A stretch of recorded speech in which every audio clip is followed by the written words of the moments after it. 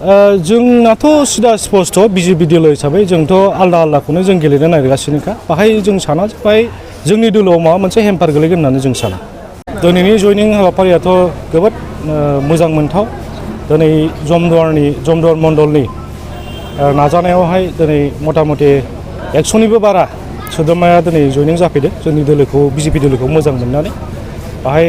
जोंबो बिजेपि दोलोनि जानानै जोंबो मोजां मोनदों आरो बे बिजेपि दोलोआ अलरेडि 40टा बियाबावबो बिजाथि गसंनो थाखाय थागथियारि जाबाय जमदुवार बियाबा माबायदि जानानै दं जमदुवार मण्डलावबो निस्सय जोंहा चान्स दङ जोंनि जे जमदुवार मण्डलनि जोंनि जे पार्टिनि स्ट्रेंथ बे जथेस्थ' मजबुत बे हिसाबाव जोंनि भारतीय जनता पार्टी स्टेटआबो बे जिनिसखौ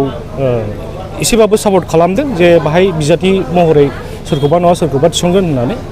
जों दा बेखौ आसा खालामो जे जोंनि जमदुवार मण्डलावबो जों बिजाथिखौ मोनगोन